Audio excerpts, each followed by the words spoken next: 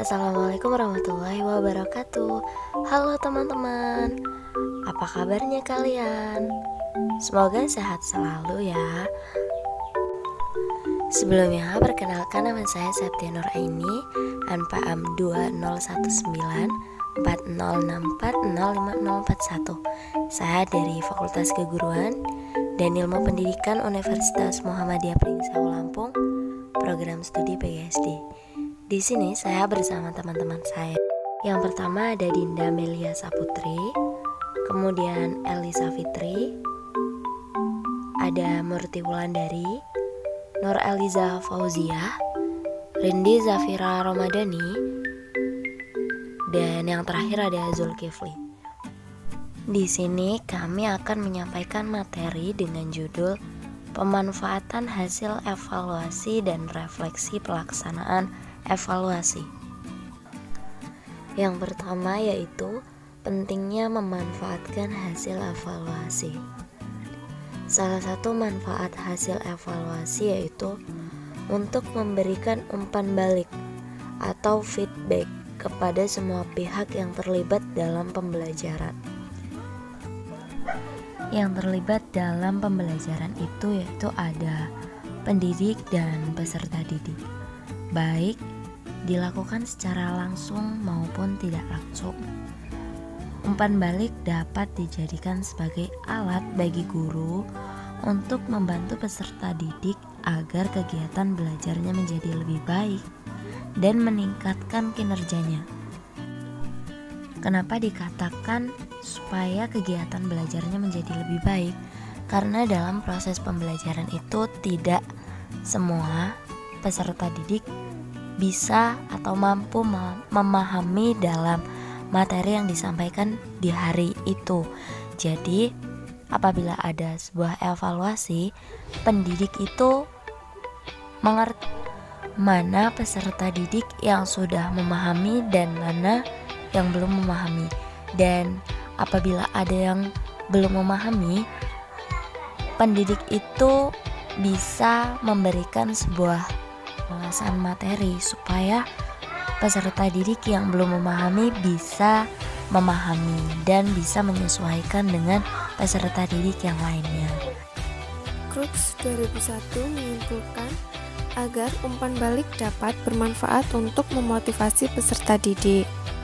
Maka harus difokuskan pada yang pertama, kualitas pekerjaan peserta didik dan bukan membandingkan dengan hasil pekerjaan peserta didik yang lain. Yang kedua, cara-cara yang spesifik sehingga pekerjaan peserta didik dapat ditingkatkan. Dan yang ketiga, peningkatan pekerjaan peserta didik yang harus dibandingkan dengan pekerjaan sebelumnya. Beberapa manfaat hasil evaluasi dalam hubungannya dengan pembelajaran.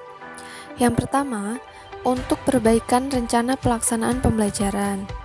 Perencanaan merupakan pedoman dan panduan bagi guru dalam melaksanakan pembelajaran. Perencanaan pembelajaran akan mempengaruhi hasil belajar peserta didik. Dalam pelaksanaannya, rencana pembelajaran berperan sebagai skenario pembelajaran. Maka dari itu, rencana pelaksanaan pembelajaran harus disusun secara fleksibel.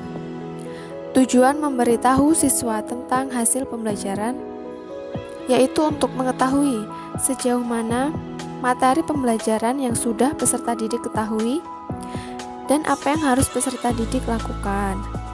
Ini merupakan cara yang efektif untuk menilai kemajuan belajar peserta didik. Yang selanjutnya yaitu manfaat hasil evaluasi. Bagi peserta didik, hasil evaluasi dapat dimanfaatkan untuk yang pertama, membangkitkan minat dan motivasi belajar. Dari hasil evaluasi tersebut dapat menghasilkan diri siswa untuk bermotivasi dari dalam dirinya sendiri. Kemudian yang kedua, membentuk sikap yang positif terhadap belajar dan pembelajarannya. Hasil evaluasi tersebut dapat menghasilkan diri siswa untuk lebih bersemangat dalam pembelajaran. Kemudian yang ketiga, membantu pemahaman peserta didik menjadi lebih baik. Dari hasil evaluasi tersebut dapat menghasilkan siswa untuk bersemangat dalam belajar dengan cara mengulas kembali materi yang sudah disampaikan oleh pendidik. Yang keempat yaitu membantu peserta didik dalam memilih metode belajar yang baik dan benar. Dalam evaluasi dapat menghasilkan nilai yang baik maupun yang buruk. Contohnya nilai yang buruk, apabila peserta didik mendapatkan nilai yang buruk, mungkin dalam proses pembelajarannya ia tidak merasa nyaman dalam metode pembelajaran yang telah disampaikan oleh pendidik.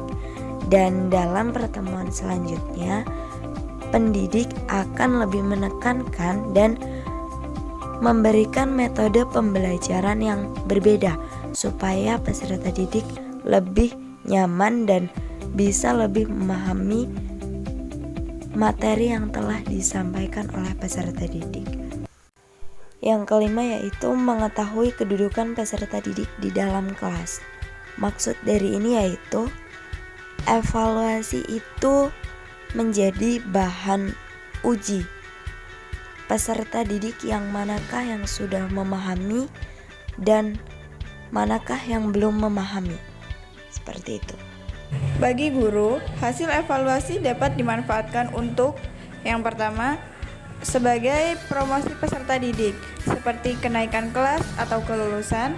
Yang kedua, mendiagnosis peserta didik yang memiliki kelemahan atau kekurangan, baik secara perseorangan maupun secara kelompok. Yang ketiga, untuk menentukan pengelompokan dan penempatan peserta didik berdasarkan prestasi masing-masing. Yang keempat, sebagai feedback dalam melakukan perbaikan terhadap sistem pembelajaran. Yang kelima, untuk menyusun laporan kepada orang tua guna menjelaskan pertumbuhan dan perkembangan peserta didik. Yang keenam, dijadikan sebagai dasar pertimbangan dalam membuat perencanaan pembelajaran. Dan yang ketujuh, untuk menentukan perlu dan tidaknya pembelajaran remedial. Bagi orang tua, hasil evaluasi dapat dimanfaatkan untuk 1. Mengetahui kemajuan belajar peserta didik, di mana pekerjaan orang tua adalah memantau, mendidik bagaimana peserta didik belajar agar pembelajaran terlaksana dengan baik. 2. Membimbing kegiatan belajar peserta didik di rumah, karena kegiatan belajar bukan hanya dilakukan di sekolah, tetapi perlu dilakukan di rumah juga. Karena peran orang tua dan guru sangatlah penting untuk pendidikan peserta didik. 3. Menentukan tindak lanjut pendidikan yang sesuai dengan kemampuan anaknya. Contohnya, misal peserta didik mahir di dalam bidang IPA, maka salah satu jurusan yang harus diambil adalah jurusan IPA. Yang keempat, memperkirakan kemungkinan berhasil tidaknya anak tersebut dalam bidang pekerjaannya.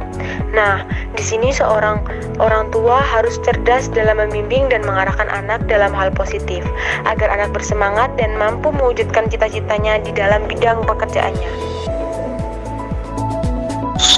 Bagi administrator sekolah, hasil evaluasi dapat dimanfaatkan untuk yang pertama, menentukan penempatan peserta didik. Yang kedua, menentukan kenaikan kelas. Yang ketiga, pengelompokan peserta didik di sekolah mengingat terbatasnya fasilitas pendidikan yang tersedia, serta indikasi kemajuan peserta didik pada waktu mendatang. Refleksi pelaksanaan evaluasi.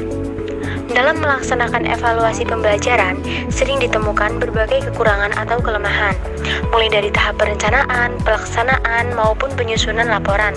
Namun, semakin banyak seseorang memiliki pengalaman, maka diharapkan akan semakin sedikit kesalahan yang dilakukan.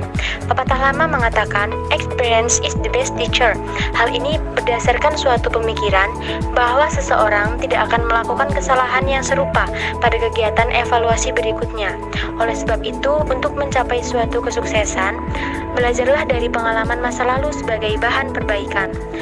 Selanjutnya yaitu keberhasilan pembelajaran. Keberhasilan pembelajaran banyak dipengaruhi oleh berbagai faktor. Salah satunya yaitu faktor dari gurunya. Faktor-faktor tersebut yang pertama, perhatian dan motivasi. Peserta didik apabila diberi sebuah perhatian dan motivasi akan menjadikan peserta didik tambah semangat dalam melakukan pembelajaran. Kemudian yang kedua, keaktifan. Keaktifan pada diri peserta didik tersebut dapat menghasilkan pembelajaran yang lebih baik. Kemudian yang ketiga, keterlibatan langsung atau berpengalaman. Peserta didik apabila mempunyai pengalaman, mungkin ia akan lebih belajar dari pengalaman-pengalamannya. Kemudian yang keempat, pengulangan. Pengulangan itu merupakan suatu pengulasan kembali materi-materi yang telah disampaikan oleh gurunya. Mungkin belajar di rumah seperti itu. Yang kelima yaitu tantangan. Peserta didik yang berani menjawab soal-soal susah itu merupakan sebuah tantangan. Yang keenam yaitu balikan dan penguatan. Yang dimaksud dari ini yaitu peserta didik itu yakin bahwa dia itu pasti bisa. Yang terakhir yaitu perbedaan individual. Peserta didik mampu menyadari bahwa adanya perbedaan sehingga mereka mau bertukar pikiran dengan teman. Evaluasi diri terhadap proses pembelajaran. Setelah melaksanakan proses pembelajaran, tentu guru ingin mengetahui bagaimana hasilnya.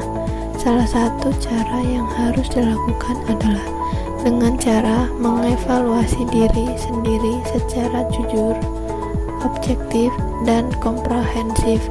Hal ini dimaksudkan agar guru dapat segera mengetahui kelemahan-kelemahan yang dilakukan dalam melaksanakan pembelajaran dan berupaya memperbaikinya untuk pembelajaran yang akan datang.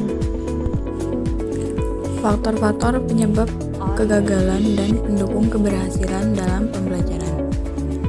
Salah satu faktor jenis penilaian yang dapat dilakukan guru dalam pembelajaran adalah penilaian diagnostik, yaitu penilaian yang berfungsi mengidentifikasi faktor-faktor penyebab kegagalan dan pendukung keberhasilan dalam pembelajaran. Berdasarkan penilaian diagnostik ini, guru melakukan perbaikan-perbaikan untuk meningkatkan kualitas pembelajaran. Jika guru tidak mengetahui faktor-faktor penyebab kegagalan dan pendukung dari keberhasilan dalam pembelajaran, maka akan sulit bagi guru untuk memperbaiki kualitas pembelajaran. Nah, jadi kesimpulan pada materi kali ini yaitu evaluasi adalah pengambilan keputusan berdasarkan hasil pengukuran dan standar kriteria yang merupakan kegiatan berkesinambungan. Evaluasi itu sangat penting dalam proses pembelajaran karena sebagai sebuah kegiatan yang harus dilaksanakan tidak saja pada saat tengah semester, tiap semester atau akhir tahun, tetapi harus dilakukan secara terus-menerus setiap proses pembelajaran itu terjadi. Setelah melaksanakan proses pembelajaran, tentu guru ingin mengetahui bagaimana hasilnya. Salah satu cara yang harus dilakukan adalah dengan cara mengevaluasi diri sendiri secara jujur, objektif, dan komprehensif. Hal ini dimaksudkan agar guru dapat segera mengetahui kelemahan-kelemahan yang dilakukan dalam melaksanakan pembelajaran dan berupaya memperbaikinya untuk pembelajaran yang akan datang. Jadi, evaluasi ini tidak hanya dilakukan kepada siswa saja tetapi kepada gurunya juga, supaya pembelajaran benar-benar terlaksana sesuai dengan apa yang diinginkan. Sekian yang bisa kami sampaikan, semoga bermanfaat. Kiai Haji Maimun Zubair mengatakan, yang paling hebat bagi seorang guru adalah mendidik dan rekreasi yang paling indah adalah mengajar. Begitu pula saya yang bermimpi menjadi pendidik dan pengajar yang hebat untuk calon pemimpin masa depan. Saya Septia Nuraini, terima kasih. Wassalamualaikum warahmatullahi wabarakatuh.